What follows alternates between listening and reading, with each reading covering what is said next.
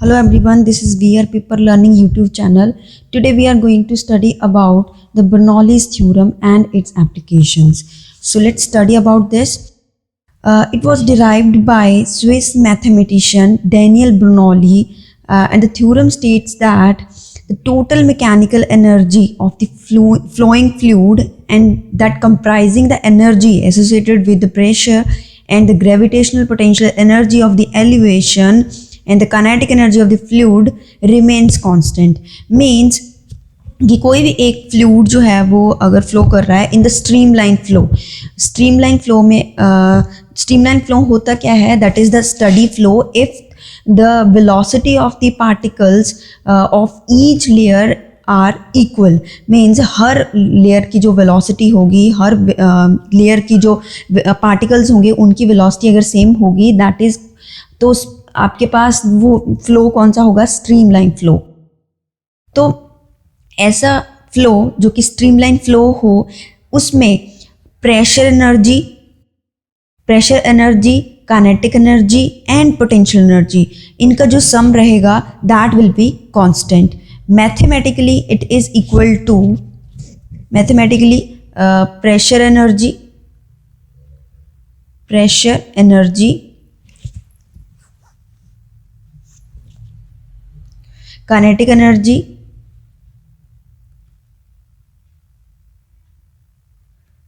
plus potential energy is equal to constant. तो mathematically हमारे पास formula रहेगा P upon rho plus 1 upon V square plus GH is equal to constant. This is the mathematical formula that we have to prove. To prove this, let us consider a diagram which is streamline flow of a fluid. तो इसमें जैसे कि हमारे पास ये एक pipe है जिसमें से एक फ्लूइड जो है वो फ्लो कर रहा है. तो इसमें दो क्रॉस सेक्शनल एरियाज हैं, एक आपके पास है A1, दूसरा है A2. मीन्स हमारे पास यहाँ पे जो फ्लो होगा वो A पॉइंट से B पॉइंट पे फ्लो कर रहा है.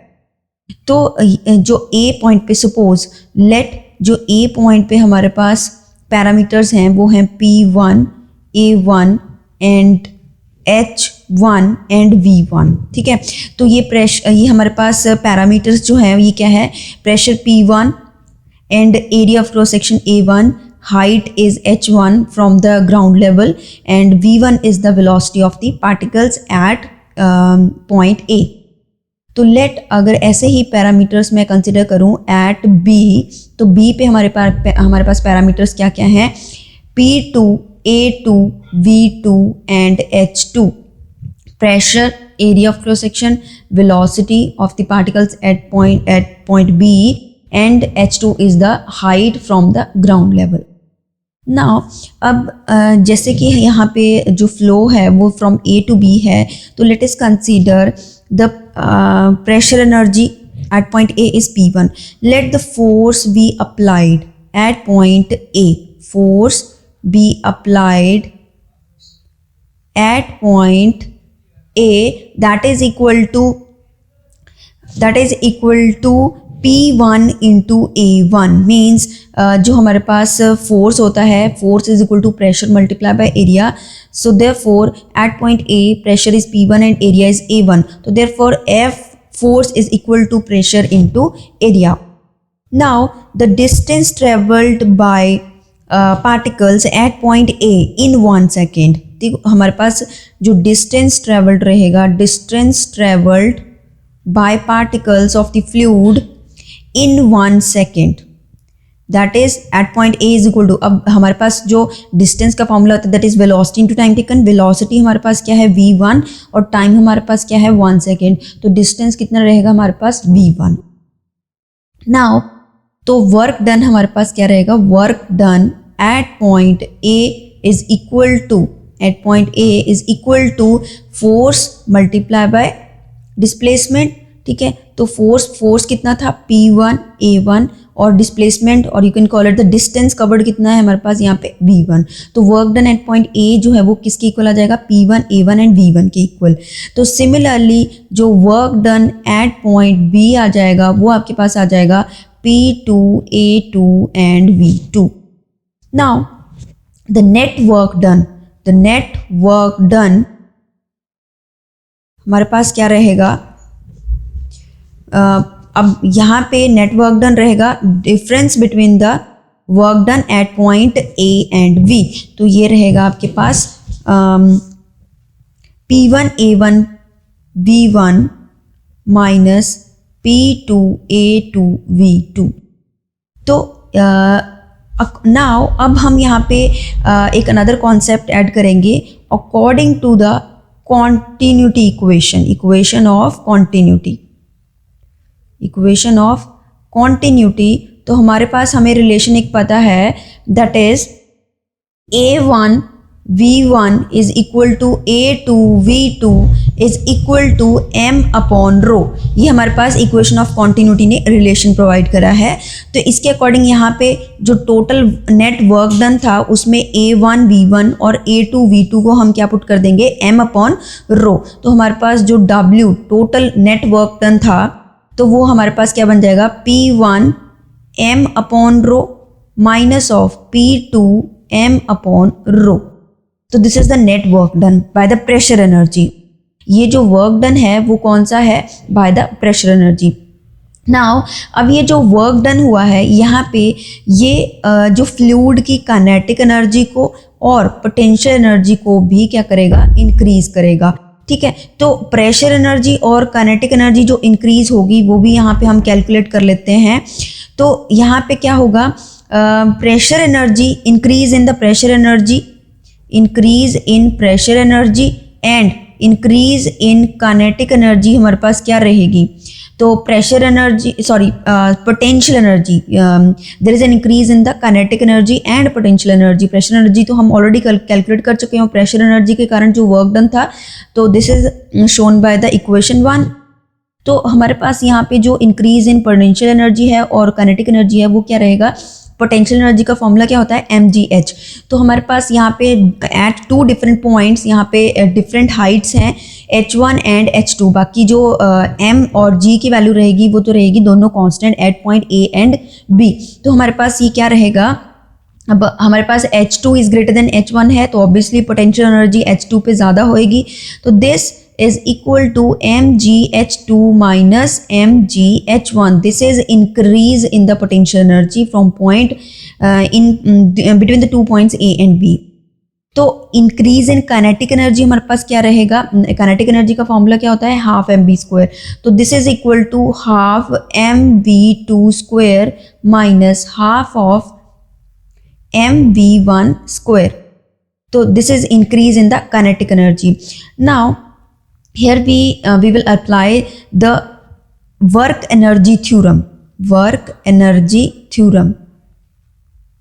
तो वर्क एनर्जी थ्योरम के अकॉर्डिंग हमें पता है कि जो वर्क डन होता है by the pressure energy that is equal to the increase in the energy, that is equal to the amount of increase in energy. तो वर्क डन जो प्रेशर एनर्जी के कारण हमने निकाला है वो किसके इक्वल होगा, increase in the kinetic energy plus potential energy, क्योंकि जो एनर्जी का सम अप रहेगा वो किसके इक्वल रहेगा, kinetic energy plus potential energy. तो ये दोनों इक्वेशंस जो है वो हम क्या कर देंगे, इक्वेट कर देंगे। तो हमारे पास यहाँ पे रिलेशन क्या बनेगा, this is equal to P1 m upon rho minus P2 m upon rho is equal to kinetic energy plus potential energy. इसका रिलेशन यहाँ पे क्या बनेगा, mgh2 minus h1 plus half m v2 square minus v1 square. तो इस relation को अगर हम यहाँ पे जो ए पॉइंट वाले फैक्टर्स हैं, मीन्स जो 1 वाले फैक्टर्स हैं वो हम एक साइड कर लेंगे और दूसरे 2 वाले फैक्टर्स जो है वो राइट हैंड साइड में शिफ्ट कर देंगे। तो हमारे पास पहले तो यहाँ से जो m है वो थ्रू आउट द इक्वेशन यहाँ पे कैंसिल हो जाएगा, ठीक है। तो यहाँ से जो रिमेनिंग फैक्टर बचेगा उसमें मैं 1 वाले फैक्टर्स लेफ्ट हैंड साइड में शिफ्ट कर दूंगी और 2 वाले फैक्टर्स जो है वो मैं राइट हैंड साइड में शिफ्ट कर दूंगी।